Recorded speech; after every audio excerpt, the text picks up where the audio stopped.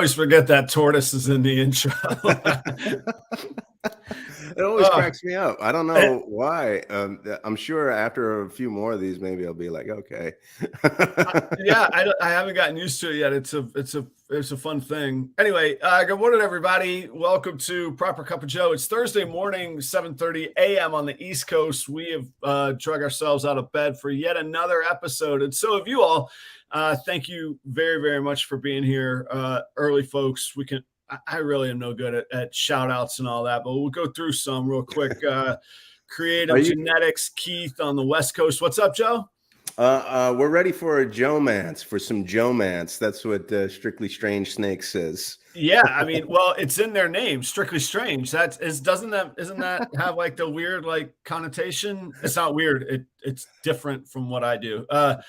Lindsay, Pico Pythons, how are you? Thanks for hanging out. I see you around the community tons. Like we gotta connect sometime. Cuddle time, Holly. Good morning. I know it's early there in Texas, Oklahoma. Cuddle time, you're here. Good morning, Justin. How you doing, man? Pressure Pythons. Kara Shea. Good morning. And I think that's it. Oh, Marshall, you made it up, man. How was the flight? So you made it from Colorado to Jacksonville. I hope the flight was good.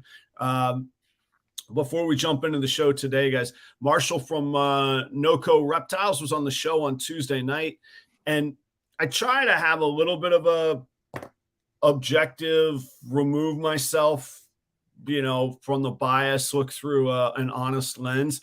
I thought it was a great show. I had a great time. I think it's totally worth checking out. Some of them are cool because like you click with the person. Some of them are really cool because you get just this amazing content. And then some of them check like all the boxes. And that one was fun with Marshall. So go check that out. The Tuesday night Proper Royals Live, if you haven't seen it. Joe, we're welcome back. You had a little hiatus last week. Everything cool? Everything good? Yeah. Oh yeah. Everything's fine. It was just a job that I picked up as it's actually not this is Gulf Coast Accounting and Tax branding right here. Cool. But I thought I'd represent today a little bit about the exciting work that we do at an accounting firm. We need to.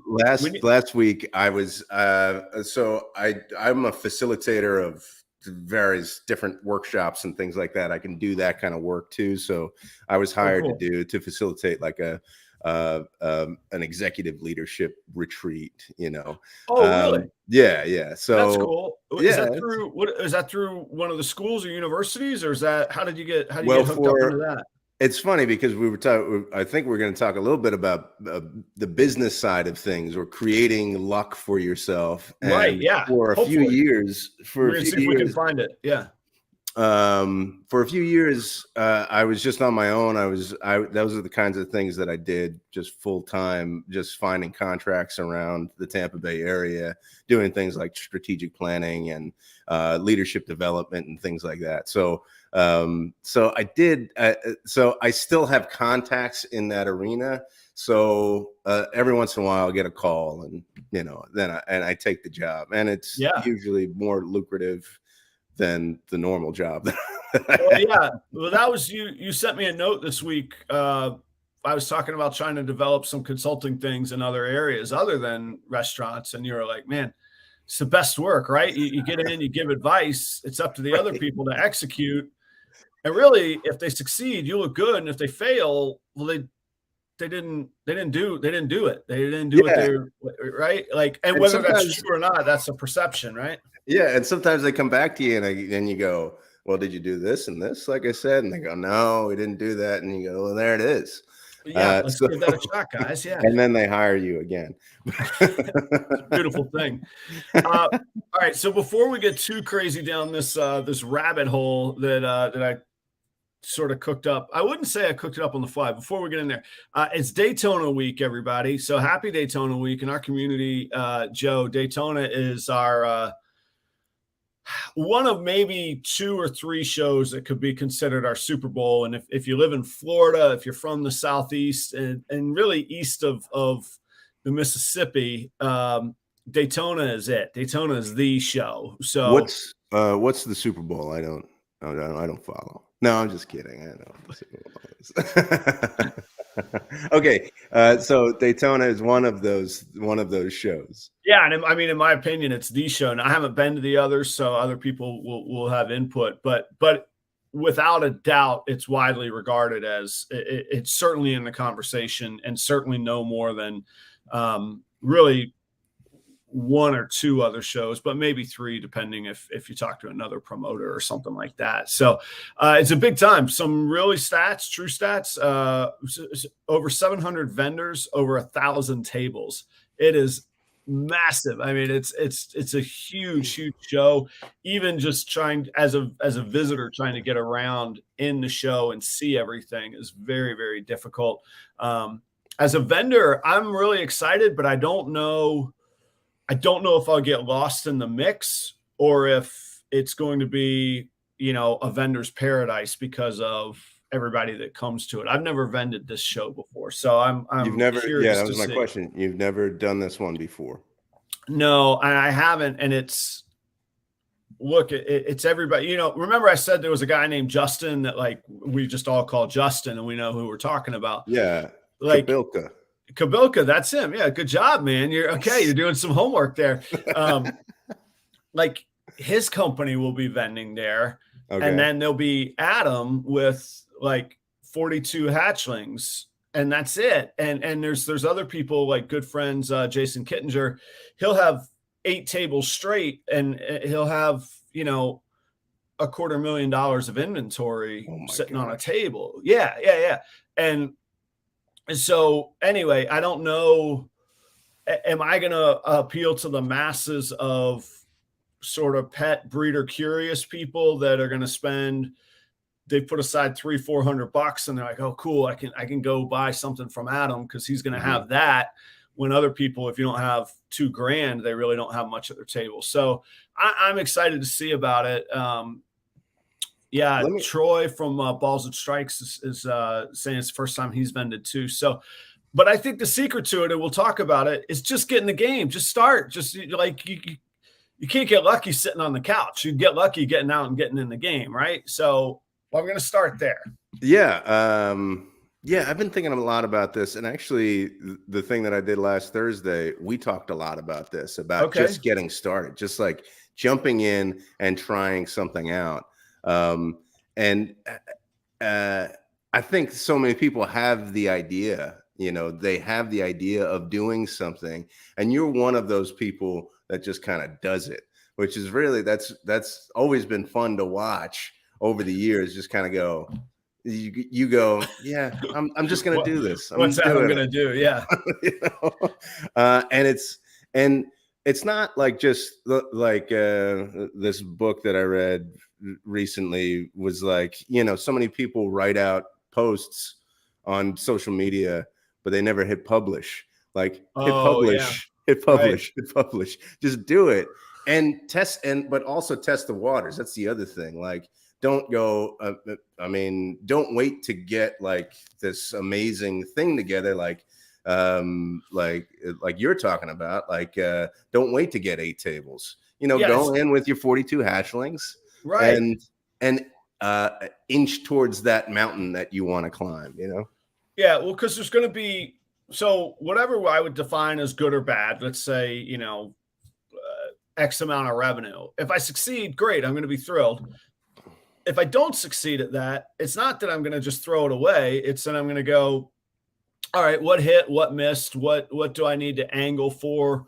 Was it my location? Was it my positioning? Did my product suck? Like, if you don't have good product, it ain't going to sell. Like, you can't get mad at that. You can't be like, I can't be at a gig sloshed and not playing properly and then going, man, nobody tipped tonight. Yeah, no kidding. You were terrible. Well, that's how it goes, man. So I gotta sort through some of that. So real quick, because I want to go full depth on this. One last quick announcement. 5:30 tomorrow, Friday night, and if you're watching a replay, Friday night of Daytona at 5:30 local time, myself and Steven at Leviathan Snakes, we're going to be broadcasting live. We're going to do 3 hours live from Daytona Hilton in the lobby, in a public area. come hang out, come watch the show live if you want. You're probably going to heckle me and curse or something, and that'll be funny too. But no, come hang out. Join the show if you want. Message me if you want to do a spot. I know Troy for Balls and Strikes will be there for sure, doing a spot. Brock Wagner.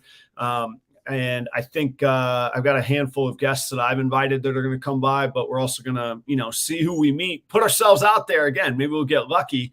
That's going to be from 5:30 to 8:30 Friday night at the Daytona Hilton. And it's going to be simulcast. It'll be on both the Proper Royals live channel, this one, and on Leviathan Snakes broadcast. So pretty cool. And thanks for Steven to put that together. So that's the end of the housekeeping. I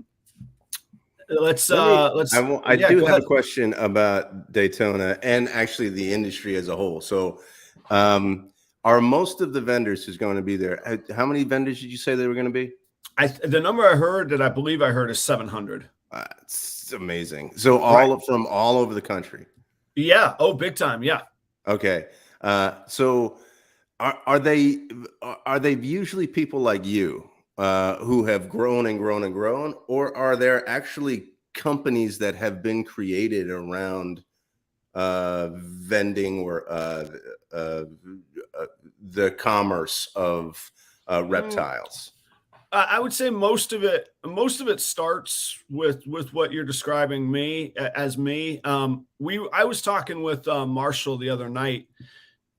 And Marshall's from he's from a company called NoCo Reptiles. He's been breeding for 18, 20 years. And we were joking that if we were to pitch snake breeding on Shark Tank, but we didn't tell them it was snakes. We just said, hey, we got this, we got these widgets, this agricultural, endeavor. The margins are really good. There's a lot of work, but there's good money to be made, and we need some startup costs. They would all be like, oh, we're very, very interested. Yes. Tell us more. And then we would go, well, you take snakes and you put them together and you cultivate those. And then you chase down genes and genetics, and they would all run because they would go, you're psycho and you're nuts. So to answer your question, I don't think that there's very many. There are some people that started out truly as a business. They'll go to a bank or take out a home equity loan and say, all right, I've got $150,000. I'm going to make amazing investments. We're going to start this company for the commerce point of view for it. And we're going to service and manage our debt like any other startup would. Okay. Very, very few people do that. And very, very few people have, and I say this not because I think I'm so smart. I say it because I haven't done it myself. And this is the advice I've given myself. I don't know that most people have the business experience to manage servicing debt, not going crazy at night, not losing sleep, and seeing something through where you're amortizing costs, you're depreciating costs, you're looking at a 10-year plan and you're sticking through it. Yeah. That's scary. I won't do that in restaurants, much less ball pythons. So yeah. I don't recommend that. But there are people that do that and that have done that. But I would say that's 1%. The 99% have done what I've done. They've gone, all right, here, this is cool. Now I'm passionate. Now there's a little bit of money. Now I'm at a hobby paying for itself. Okay, how do I make this from a hobby that pays for itself into a business? So do any of the vendors, would they ever employ people? Oh, definitely. Oh, yeah. There are large operations. There are operations that most of them. I'll use a guy named Garrick DeMeyer that most people know in the room. He's one of the biggest producers. He's got one of the best names and reputations for himself. He's a two-man show. It's him and another guy, and they work like crazy. He doesn't take vacations. He's known as tied and hitched to his business because he literally can't get away from it. Okay. So most people at that scale, though, would recommend a sort of a CEO model, business operators, accountants, that sort of thing. But Garrick does do it all on his own. So you could do it. You could do it with two people. most people at that scale I would say have 2 to 3 employees, and they can handle. Okay. The biggest operations probably have 2 to 3. Justin kind of has an empire. So he has a software company that he's pushing. He's got multimedia people. He's got a shipping department. So he probably has 8 or 10 employees. 8 or 10. So where do you find those open? Like, do they post on Indeed? You know, like... No, it's really community driven. I actually know like one of Justin's employees. Yeah, he was actually a really great social media producer. He had a brand called Gen Z Exotics, and they really blew up on social media. They really tapped into how to connect, how to communicate, how to really activate Gen Z in our world of reptiles. And Justin hired him. Justin was like, hey, why don't you put your brand on hold and come make your dreams come true here with me. So like, you know, you can, by being active in the community, you can position yourself for those sorts of things. Interesting. So I'm having a little bit of a problem. So Chelsea just left, and my dog Augie is barking. You should invite Augie onto the show, because he's not going to give up. Maybe I'll just go get him and bring him back here, and then so just hang on for a second. You get Augie, because time is precious this morning, and then I'll kill some dead air, and you can introduce Augie, and then we're going to the bar in Minnesota last Wednesday night. Okay, hang on. Troy says Garrick does take vacations. He does. It was more of an example. I know that he does, but it's his reputation is that he's sort of tied to that. So, I saw Casey earlier. Casey Goff is one of my Patreon subscribers, as well as Sundog. I gotta say thanks for their support. Justin, Pressure Pythons as well. They'll all be at Daytona. We got to figure out some way to get together and hang out a little bit. And I really appreciate you guys for the support. Okay, so Joe's got Augie the Chihuahua back. So he is Augie is a defensive, protective, not defensive. Look at that. He'll get you. He's gonna get you. Right. He will get you. He's a cranky, late to middle-aged to late gentleman, a loyal protector of the house. He's a good boy. He's a good boy. A bit bipolar. He'll bite you and very quickly then kiss you afterwards. There's a love-hate relationship with Adam, between Augie and Adam. So I don't hate him. We're good. I'm just trying to win his approval. I haven't felt fulfilled. I have Augie issues. Okay. So here's the story. Last Thursday, I'm wrapping up my odyssey to Minnesota to drop off the snakes. I managed to connive abandoning the van and flying home, which was luck in itself, to be honest with you, because they had told me many times, no, we're not going to do that. But there was some mechanical problems with the van. It was undependable. Undependable, is that a word? Yeah, undependable. And I finally push came to shove, and I said, look, guys, I'm not driving this van back if you're not going to get serviced. And they texted and said, well, you could turn it in and we'll just refund the rest of your reservation. I said, perfect. So I did that, caught a flight home, and that worked out great. So earlier that day, while flipping through the philosophical geniuses of Facebook, which, you know, that's where we all go for our daily inspiration, right? I came across a quote from Anthony Bourdain. And I'm not, believe it or not, in the restaurant industry, I'm not as big of a Bourdain fan as everybody would expect that I am. But I do think he's insightful. And he says, there's a quote that I read that somebody posted, and it said, eat at a local restaurant, get the cream sauce, have a cold pint at 4 o'clock in a mostly empty bar, go somewhere you've never been, listen to someone you think you may have nothing in common with, order the steak rare, eat an oyster, have a Negroni, have two. Be open to a world where you may not understand or agree with the person next to you. And I like that sort of thought. I like that sort of mindset, but really in life, like you can't do that every night. You can't have a pint at 4 o'clock and then 2 Negronis and everything that comes after that all the time. But I like when you can. And this was a particularly good night for that, because by abandoning the van, getting my refund for 3 days, not having to pay the gas home, and 2 days of my life I'm going to get back not driving home, I had calculated, even with buying the airfare, renting a car, I had calculated I was about $1,200 ahead of where I was originally had planned to be. So you had a $1,200 night in Minneapolis? No, not that good, but close. No, not that good. But I did say to myself, you've worked pretty hard, Adam. You can enjoy this evening and not feel bad about it and still come out way ahead.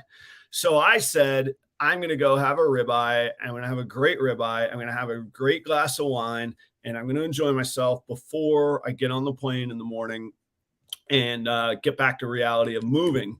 So I do that. And I search, local restaurants, steakhouses, but it's getting to be like 9:15 at night. And by the time I Uber there, it's going to be 10 o'clock. And I'm literally in my Proper Royals t-shirt and like hiking pants. And I haven't shaved in 3 days because I've been living in a van. And I was yeah, of course, snake traveling wear. That's right. Yeah. So there was a chop house at the local Hilton. I wasn't staying at the Hilton, but it was, a mile away. I said, you know what? Let's go for a walk. Let's go for a nice Minnesota summer evening walk. Let's take it in. So I walked a mile. I also was too cheap to take the Uber. I said, you know what? If I'm going to spend money, I'll do it on Negronis and oysters rather than the Uber, and I'll Uber home. So I get to the bar. And here's the scene in the bar. It's packed. And if you all travel, I know you all have seen this. It's packed with convention people wearing name tags, all like half-cocked drunk in the lobby bar, sort of strutting around somewhere between trying to hook up and trying to impress people with their like sales numbers of, gee, Bob, I closed 67% last year. What is your secret? And, you're like, this is all 67%. That's a good percentage. Yeah, but it's all a mound of BS. They're all just like doing this, like, and I've been there. I've been to the corporate food shows, right, and private club meetings, man, just these dinosaurs that are just acting the act and walking the walk and waiting to go extinct because they still think that networking at a hotel bar convention, so I'm getting really cynical. I'm looking around the room. I'm creating backstories. I'm like, she's newly single and he's not single, but he's thinking about being it, and I'm just creating backstories in my mind. And I'm sitting at the corner of the bar, and to my right, there's a dude that is sitting there, and he's likewise in a t-shirt and jeans, and he's kind of taking it all in. And I don't speak to him. I'm eating my first course, or having a cocktail. I think I ordered a gin and tonic, and I'm watching the TV, and a commercial for the band Kiss comes on because they are going to grace the people with Milwaukee with a performance at a local casino coming up soon. Okay. And he and I are both looking at it, and I see he's engaged, and I say to him, so I turn at that moment and I say, can you believe those guys are still doing that?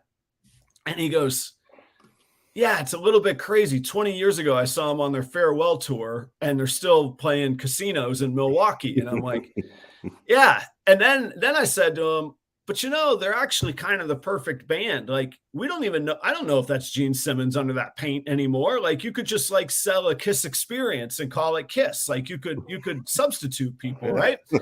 and it is Kiss. It is the real them. But you could do that. And when I said that, the guy kind of lit up. He goes, oh, that's interesting. You really could do that from a business standpoint. And he goes, what do you do? And when people ask me that these days, I always have this, like, the little, am I a restaurant consultant, angel on this shoulder, or am I a reptile breeder, demon on this shoulder? And I was like, man, I don't give a damn. I said, you know what? I breed reptiles for a living, and I'm in Minnesota delivering snakes. He goes, really? I said, yeah. He goes, that's cool. He goes, what do you mean delivering snakes? I said, I drove a van with 80 snakes in it for 3 days from Florida. And truth be told, I might have framed it to have him think that I was delivering them to a customer. So he really thought I was big time. I didn't say I was, but I didn't not say that I was. Gotcha. Right? I mean, So, 90% of the people at that place are doing the same kind of thing. So absolutely. Oh yeah, I was inspired by their by their spin, by their polish, right? I'm delivering 80 snakes is their 67 conversion rate last year. Right. Yeah. Bob, let me tell you my secret. Come over here. So I'm telling this guy this, and like he's like lighting up like a Christmas tree of interest. And yeah, Joyce says you're in a bar, you have to embellish. Of course you have to embellish. Like I've earned what do I have to lose? I've earned it. I could walk away and never I could have, who knows. So I'm talking to the guy, and we're talking through it, and then he goes, how do you reach your customers? And I said, I work diligently on social media across multiple platforms. I work at building communities, and I don't really know where it all goes, but it started to really translate to revenue, to translate to repeat customers, and good things have happened from that. And he really lights up. He like gets like he's excited. Like, he is antsy to tell me something. And so I said, hey, what do you do? What's your thing, man? And he leans in and he goes, Adam, I'm the CEO of a medical app company, and his business model is companies that are getting, he's a consultant, companies that are getting sued for malpractice seek him out because he has a network of doctors that he pays and keeps on retainer, that the doctors might be good witnesses either for or against, or tell them how screwed they are in their lawsuit. And wow. He goes, I mean, the way people make money. Right. I mean, and he goes, every one of the people in this room, he goes, this is my conference. They don't know that I'm the CEO. I'm sitting here in jeans and a t-shirt.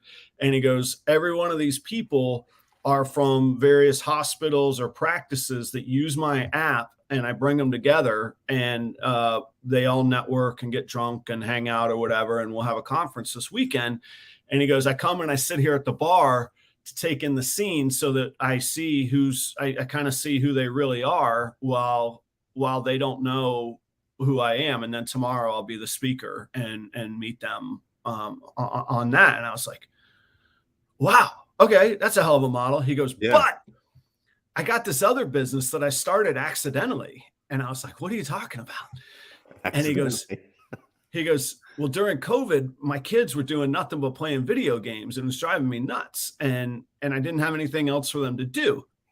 So he goes, when I was growing up, loved Dungeons and Dragons. And so I taught him the game of Dungeons and Dragons, so that at least if we're going to be playing a game, we're interacting with each other and we're interacting with people. And he said, then I found out there's this whole Dungeons and Dragons community online. And I don't know, I never played this game, but he says that the maps and the worlds that you could buy online, he said it's really brought the game worldwide. You used to have to get together with 8 friends in your basement, but now you can play with people across the world. Okay. And do it. He goes, some of these games last for years now. And he goes, and you used to have to draw these maps. Yeah. Just to interrupt, I wonder if there is overlap between Dungeons and Dragons folks. And it could be. Yeah. I don't know. Maybe the chat can tell me. We can see. And I promise the payoff is coming here in this long ass story. No, go for it. So he goes, yeah, well, all these maps and worlds suck. And he goes, at my core, I'm an artist and I'm a graphic designer. And he goes, I started designing these 3D worlds. I started making 3D renderings for Dungeons and Dragons players, and people started buying them. And then I started a YouTube channel to teach people how to play Dungeons and Dragons and use these worlds. And people started subscribing, and then I got sponsors. And then, and he goes, and then I started a Patreon, and I have a Discord chat, or a Discord, what do they call it, server. And I'm like, this is, and now I'm lighting up like a Christmas tree. I'm like, I got Patreon, I got a show, I got a YouTube channel, I got Instagram. And we get talking, and and then here's like the aha, like the payoff. So it was cool. At this point, it was cool, and it was lucky to meet him. Yeah. And I had a neat story. But then we get talking, and I said, well, it sounds like your other business is pretty profitable. Are you from Minneapolis? He goes, no, I'm from Phoenix. And he goes, I said, well, so you're probably pretty profitable if you're running conventions with your clients that make sense for you to do. He goes, yeah, we make a lot of money. He goes, I do. He goes, but I'm really excited about this Dungeons and Dragons thing. And I said, well, if you don't mind, what do you gross on? What's your gross revenue? Because that's different than profit. You know, what are you taking in on this Dungeons and Dragons thing? He goes, oh, about 300 grand a year.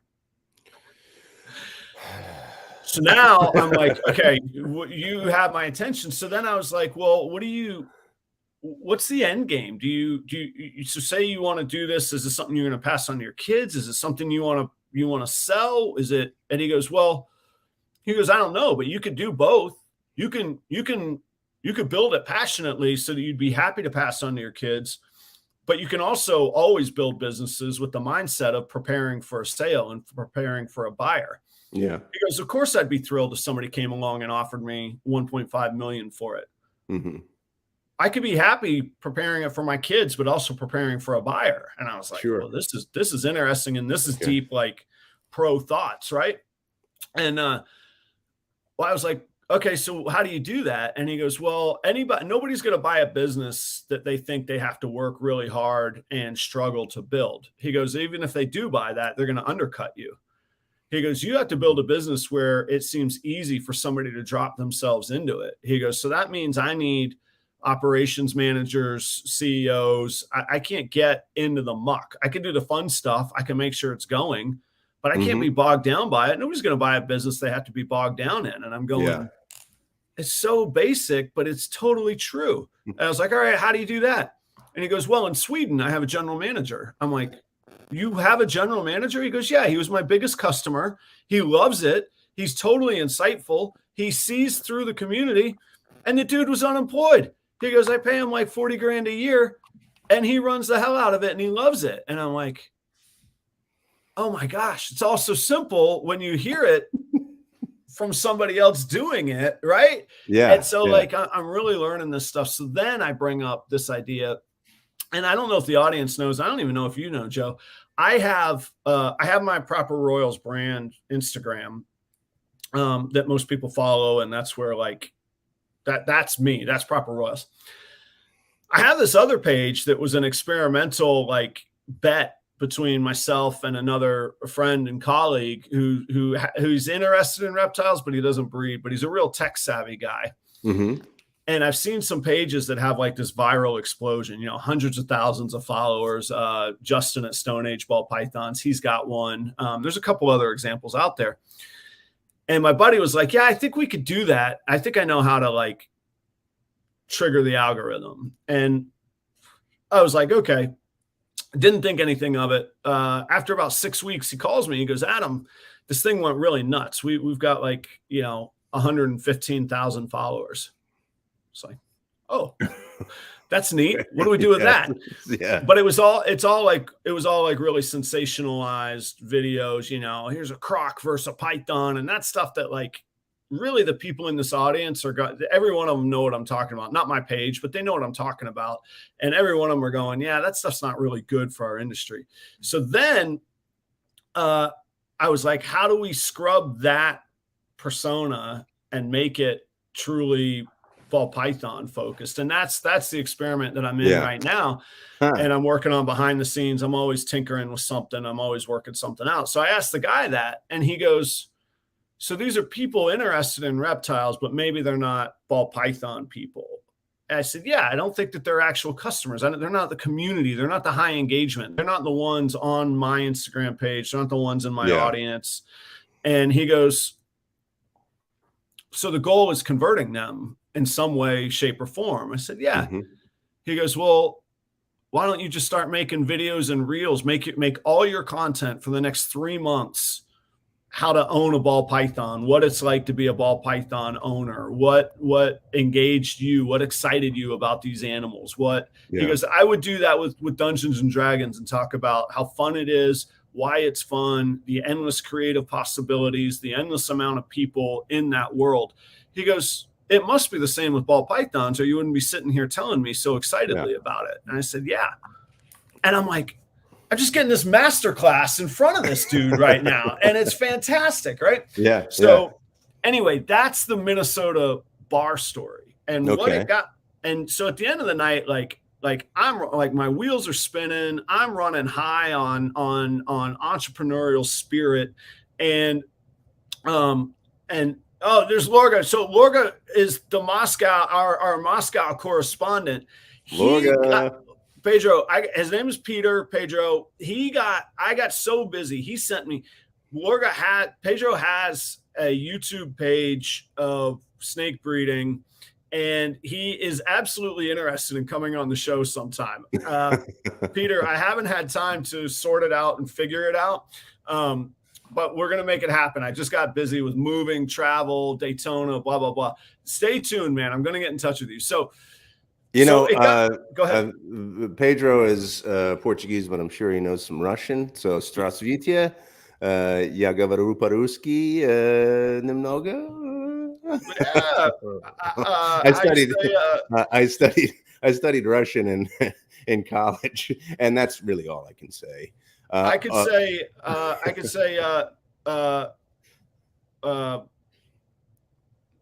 if we were drinking, sounds like you can't say it. No, I can't. I had to think. No, in the restaurants, I always made a point to learn how to say cheers and thank you in any language for anybody that worked in the restaurants with me. So I know how to say Nastrovia and spasibo means cheers, thank you. Yeah. So Lorga says, he's the fake Russian troll spy. Dude, do not make my show an international incident. Yeah, come on. I'm going to wonder if you are, if you're not present next week, if something horrible has happened to you there, Pedro. I don't want eyes on me. Come on. No, don't involve us, man. We don't know what. Yeah, maybe I don't know. So get back. Go back. Yeah, I have long thought, and this is a very quick story. I left Ruby Tuesday after 10 years. And just jumped ship, just gone. I gave my notice. I did it all correctly, but I didn't have another job lined up, nothing. And then I got an interview with the PGA Tour, and I got hired for the PGA Tour. And I won't get into the nuances of the differences of both of them, but in this day and age, minus the whole live golf breakdown thing, at the time, the Ruby's logo versus the PGA Tour logo. One was pretty amazing compared to pretty pedestrian. And I remember saying I was talking with my uncle one time, and he is a very experienced businessman, down to earth musician. And he enjoys, I can't even say what he enjoys. He enjoys a smoke and tequila. He says that's his favorite buzz ever. And then he goes and plays music. So that's sort of a routine sometimes. And I said, yeah, this is going to be a great job. I got really lucky. And he looked at me stone cold sober after 3-4 hours of enjoying his variety of buzz combination. And he looked at me and he goes, luck had nothing to do with it. Don't you ever tell yourself that, because you're going to sell yourself short if you believe that BS. I was like, that's a pretty forceful statement. Like, I just thought we were hanging out playing guitar and having a good time, and then we moved on. But it always stuck with me. And now, so I wondered, I've often wondered and tried to, can we cultivate luck? Can we put ourselves in situations where good things happen? Where is there a lifestyle? We all know somebody that always seems to have lucky, good stuff happen to them. And we all know somebody that we're like, man, this guy can't catch a break. They just keep getting horrible things happen. And I'm not talking about playing the lottery. I'm not talking about, on the flip side, crossing the road and getting run over by a car. There is absolutely just luck that you cannot control. I don't think that for a second. But in between, are there things we could do to cultivate luck? Is that anything like you talked about your conference? So you see anything at the leadership conference, or where's So the content you yeah, got? so this is what I was thinking about the whole time that you're talking is you made small decisions throughout that night that brought you to a particular point where and those were risky decisions just by sitting at the bar and looking at the Kiss commercial and turning to some guy that you don't even know and go, can you believe that? Like just putting yourself out there in that way that was the first decision that you made. So yes, there is luck, but I also agree with it was your uncle. Yeah, Uncle Jim. Your uncle. When it comes to business like that, I think it's those small decisions that lead to larger events. And then you go, wow, I can't believe I talked to that guy and he had this thing. And even putting yourself out there, making the small decision of going, am I the food service consultant, or am I the? So you're making those conscious decisions, even though you don't see it as like, I'm making this decision to get to a business conversation. You're just making those decisions. So I think like moments like that, they seem like luck, but you're making those decisions. You're making those small decisions. I think this goes back to our conversation when we started.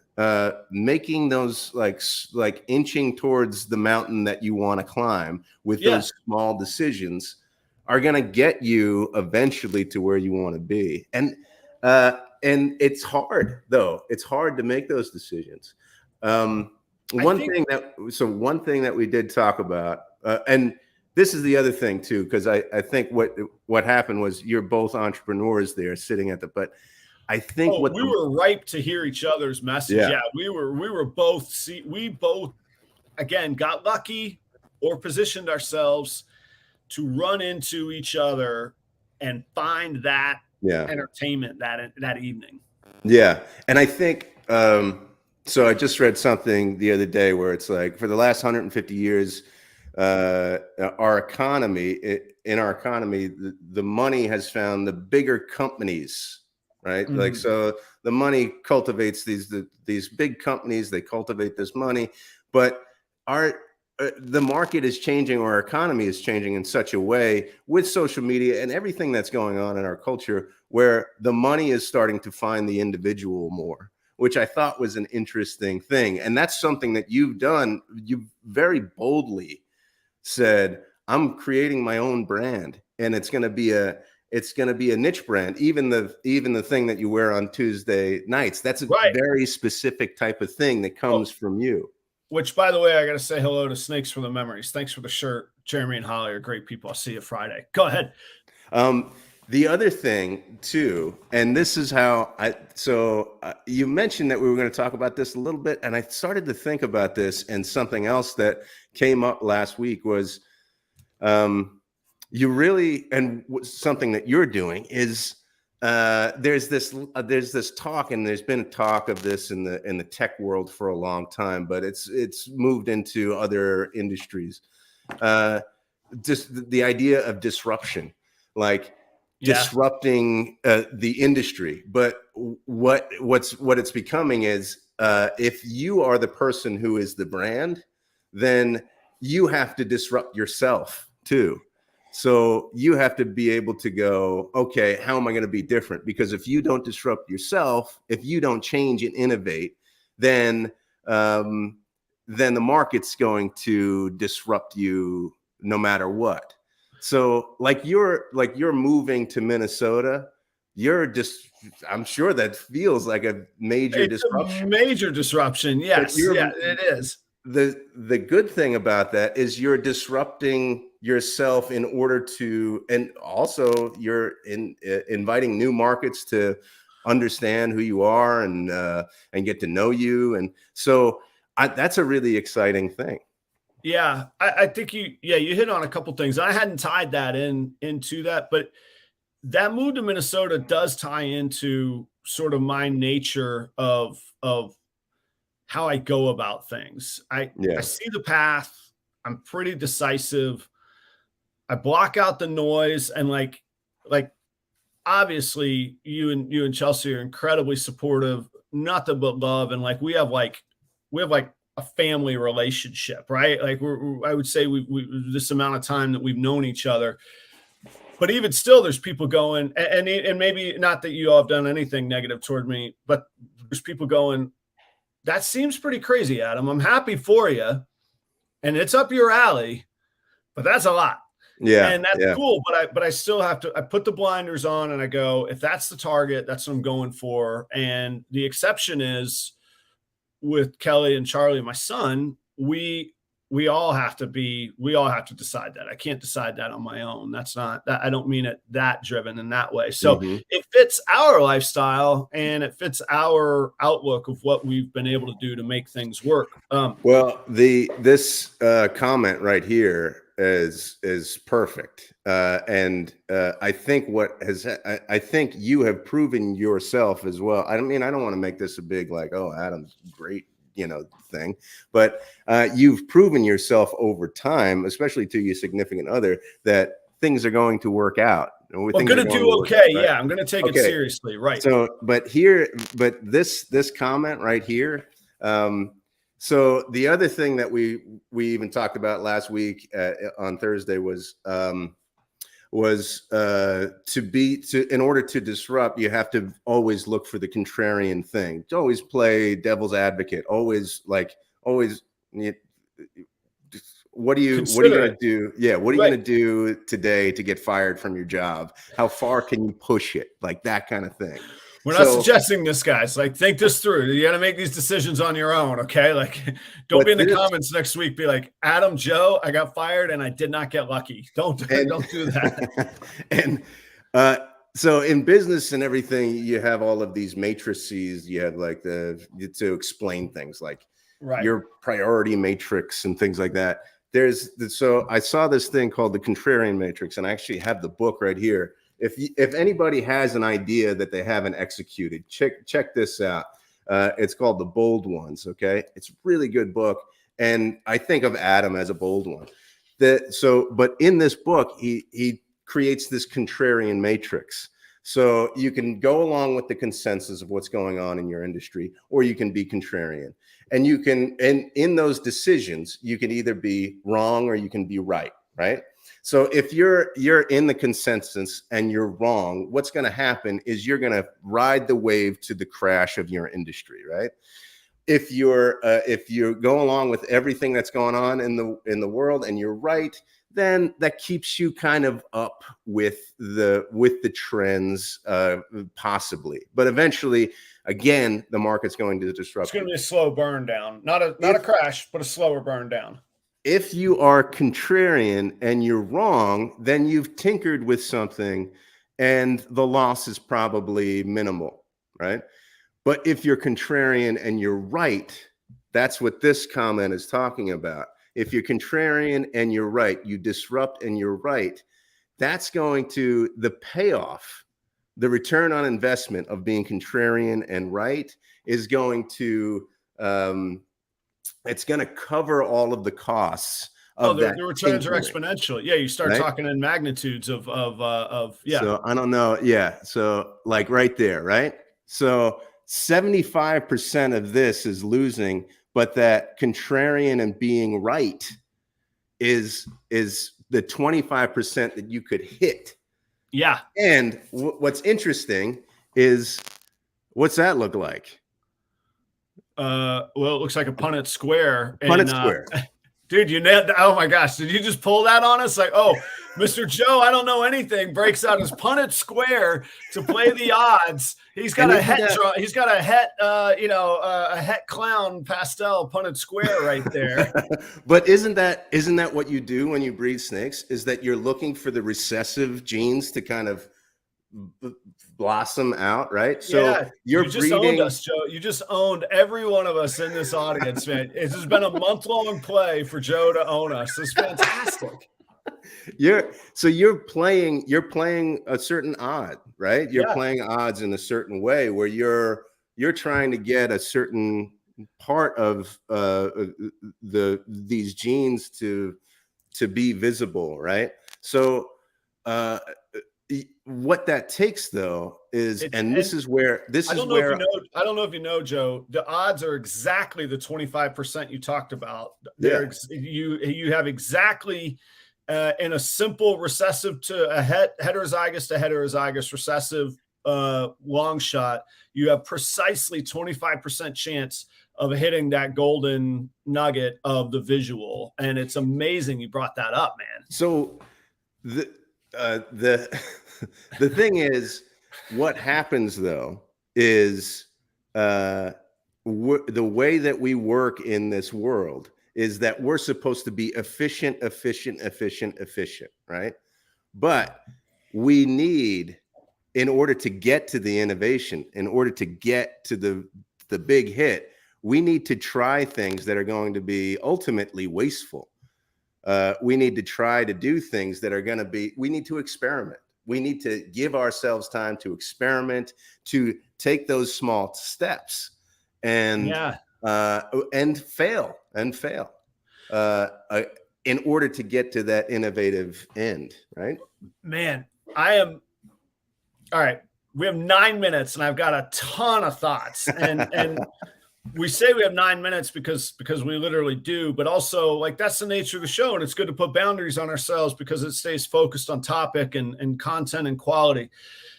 So first, that was brilliant. I feel like I just watched the whole Dave Chappelle special where I didn't know he was working me for the whole hour for one punchline. And he has 19 different jokes along the way that he's going to get me with at the end. But secondly, audience, this is the absolute truth. I think it was 10:10 last night. I can look at the screenshot. 10 p.m. last night, I messaged Joe. I said, hey, sorry for the delay. I'm thinking of doing this show that I'm going to title The Fine Art of Getting Lucky. Sorry for the late thing. Just roll with it. I'll send you the link. I got this. And he goes, I got it. I'll be there. And boom, he lays this on me. Like that was 10 hours ago. And we both slept somewhere in there. Well, it's not about coming up with an idea. It's about synthesizing ideas, right? Yeah, and engaging it. Yeah. Oh yeah. Okay. So Miguel says I'm stopping by the liquor store for Daytona. Any requests? No, I've sworn off liquor this year, but my back is still hurting me so bad. I'm on pain meds. I might have to swear off any like wine or beer. I was going to put myself on a wine beer only regimen. All right. So back to wrap up the topic at hand, Miguel, we will hang out. Yeah, Joe's like, yeah, I have triple visuals in my snake room, just experimenting over here, trying to hit the 25% odds on my little drawing. Yeah. What's funny is I have no idea what that means, and I don't know what you will one day. Monsoon Clyde clown pied puzzles. I don't know what that is. You have no idea how perfectly you just play it. Like you're gonna go down. Like this is gonna be. We're gonna share this and make that clip viral. It's gonna be unreal, man. Like you totally nailed it. So I did a little bit of research because I thought I listened to a lot of like, I'm not hip enough to download podcasts on the road and my vehicle's not new enough to like Bluetooth to my phone and all of that. So I listen to NPR a lot. And I think the show that I heard, there's a guy, the Something Mind, and he's an Indian guy, Shakar Vedante, I think his name is how you pronounce it. Yeah. And I think he had a show sort of on this topic. And I looked and I couldn't find it. Perhaps I was wrong. But I did find another study by a doctor named Dr. Richard Wiseman. He's a psychologist. And he framed it as, can you cultivate a charmed life versus a cursed life? And he did a study, 400 people over a decade. And you guys are just going to have to Google this on your own if you want to get into the minutia. But his conclusion was our thoughts and outlooks and our daily practices have far more to do with what we perceive as luck than external factors. And he furthermore, because I like processes and systems, that's how you build consistency. That's how you reproduce reliable results. So is there a process or a system to being lucky? And here's what Richard Wiseman says. He says there's 4 principles, and then I have some thoughts. I would take one out and add another one in. But number 1, he says, charmed life people create and notice opportunities. We could do a whole show on creating and noticing opportunities, which we kind of have done today, but that was the one of them. Number 2, it says they listen to their intuition. That's the one I probably have the least amount of faith in. I don't know that just, I don't know. You gotta, if you're an expert and you listen to your intuition, that's different than if I go, I want to start a hang gliding business tomorrow. That could be the wrong intuition. I guess it could be right. I don't know, but it certainly doesn't feel right. Number 3, they create self-fulfilling prophecies by setting positive expectations. That's the new hip word for that, is this whole manifest culture. I'm going to manifest it. Well, you can't just sit in a corner manifesting something. You got to get off your butt and go do it. But you could create positive outcomes and self-fulfilling prophecies. And this is probably my favorite one that we haven't talked about today much. Although Troy talked a little bit about it in his comments. A resilient attitude. Transform bad luck into good luck. Joe, you talked about if you fail at the disruption, that could be seen as bad luck. But what did you learn in there? What did you learn from the new perspective of having just failed? What can you disrupt from there? And you turn the bad luck into good luck. When the starter went out on that van, that was very bad luck. Yeah. I immediately started saying, okay, how can I use this grounds of a horrible experience to save $1,200, get on a flight, go have a ribeye, and hang out with this dude that's going to inspire me? And I didn't know all that would happen, but that's what I did. So those are Dr. Wiseman's 4 things. I would substitute listen to their intuition for interact curiously. Go take it all the way back to that Anthony Bourdain quote. Go be curious in a safe way and just open yourself to receiving something. You know, in this day and age, we're like who we sit next to a bar. How many equations do we do? Oh, what are their politics? Am I going to like them? Are they this? Right. Screw all that. Go have the Negroni, eat the oyster, talk to the guy about Kiss, see what happens. There's my thought. Joe, you get the last 3 minutes, man. All of that needs to be connected, though, because how many times do you start a conversation at a bar and it goes disastrously too? Like you can, but you have to be persistent, and that one of those things is going to hit. That's another thing. So all of those 4 things need to go together. You can't just have 3 of them. All of them need to go together, I think. And and the thing, what I liked about your story as well, is another thing that happens that people talk about in businesses too. Sometimes the most novel idea for your industry, for your company, comes completely outside of your industry. Actually, the most novel ideas comes from people who have nothing to do with because you're not burdened with the bias of what works and what doesn't. Right. It's somebody thinking completely unchained and completely free thinking. Right. Yeah. And they have a particular expertise. This guy had a particular expertise in the thing that he was doing. You probably taught him something. He's probably talking about, oh, this guy is doing this and this. I mean, and he's thinking differently. Like that exchange of ideas is, I mean, that's a win. That's inching towards that mountain. And all of the decisions that you made could have gone horribly wrong. But in order, I mean, you're a really persistent guy. So you go, I'm just going to keep trying until I meet that one guy at a bar in Minneapolis. I mean, I just, there's so many things I think that we all have that we want to do. And I think that's show fodder. Like, we have this little nugget of a show we could start a whole channel just on the thoughts of this show. That at Bailey Wiki, that's the guy that I met. That's him on YouTube. If anybody's curious or wanting to check it out.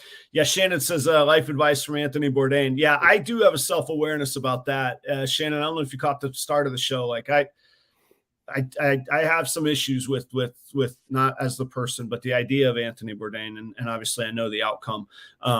But the quote was exciting. Everybody in the audience, you'll get a real kick out of this, Joe. You're going to wonder, what is Adam talking about? The Uber driver home, after I'd had extra gin and tonics and I bought an extra glass of wine, hanging out with the guy at the bar. I'm feeling no pain. I'm feeling excited. I'm feeling entrepreneurially fulfilled. The Uber driver goes, "What do you do?" And I go, "I raise ball pythons, and I'm flying home tomorrow after a great weekend of delivering snakes and networking." And I always try and keep the show PG, but I think you get one curse on a PG thing. I shit you not, audience. The Uber driver goes, "Man, back in the 70s, I owned reticulated pythons in Wisconsin." I'll explain the magnitude of that comment, Joe. It's unbelievable that like the worlds that collided. Joe, last word. Are you going to Daytona? Are you not? Are you hanging out? I extended the opportunity. We got to wrap this show up. You're going to give an answer or not an answer. I don't know. And then I got to hit the music and we got to go because I love this show. Thanks, everybody. One more thing. Yeah. One more thing. I like following your intuition. Find the thing that you love. Find the thing that you love and be persistent about it.